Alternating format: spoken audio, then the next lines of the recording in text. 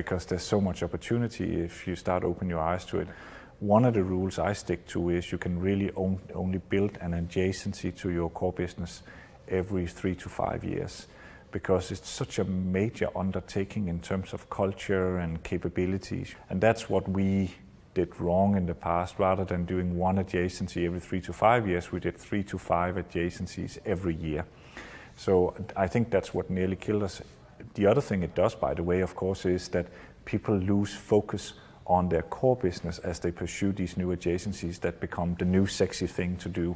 And so for me, a major paradigm shift is the core business is what is the most exciting and what we need to continue to reinvent every year and make sure we build our business on in the future. And of course you've done, a tremendous job at Lego, not that you need me to tell you that. What have been your key lessons around adapting the enterprise? I think it was obvious that the strategy was wrong, but actually we didn't know what the right strategy would be, because it looked like it was the right strategy. Right. Oh yes. No, but I think first off, for me, it was given to me by a good friend who said, I'll talk to your new CEO. And he asked me 2 very simple questions for 2 years. He said, just explain to me what went wrong with Lego. And secondly, why do you actually exist? And in the beginning I was like, what is this silly conversation about? But I realized, of course, that it's about the 2 most fundamental aspects of leadership. Do you take responsibility, or do you blame it on some external factor like currency or financial crisis or poor weather? Because if that's your major reason for how your business develops, what the hell are you doing in the job? Right? It's a great question. And the other one, why do you exist? If you produce pizza here in the local town where Lego is born,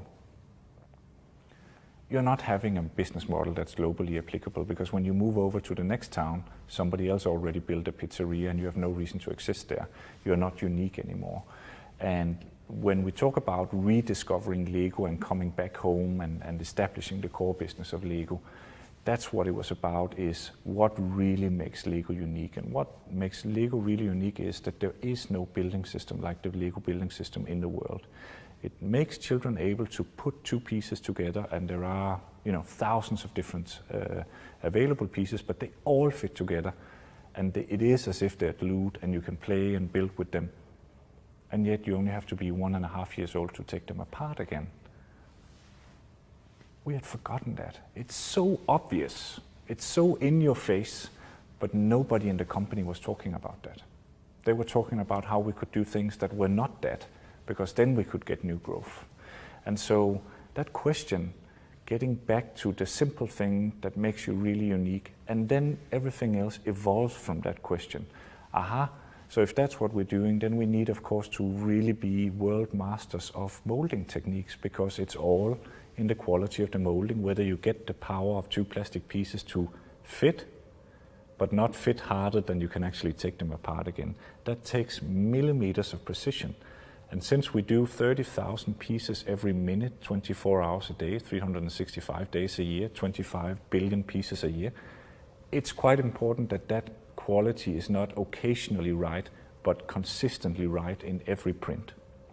It's also important, since you do about 10,000 different pieces of those 25 billion prints, that you know exactly where they are, that they're ready for Walmart on Tuesday at 5 o'clock at their dock. What does that mean in terms of when they should be warehoused in Mexico or US, being molded in Denmark, Hungary, Czech Republic, China, or the US? And also it's quite important not that they're available, but somebody has figured out how are they optimally produced without having too much inventory, the right procurement cost, and all that stuff. Then you start getting to, oh my God, managing that business system and that business model is where the competitive advantage of this business really lies. Then you say, okay, I need the enterprise architects, I need the engineers, and then you start getting this sense of what is in the core, where are my strategic capabilities? And you realize, of course, well, the canteen operation, and it's a trivial example, the canteen operation is not a core activity, so somebody else might do that, and so you outsource that if that makes sense, and so on. So you actually drive the design of your business model and business system around this notion of why do we exist?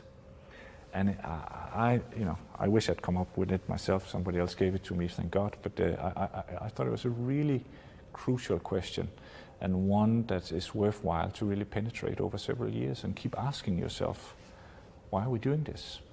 Do we do this better than anybody else? What does it mean for how we set up shop here?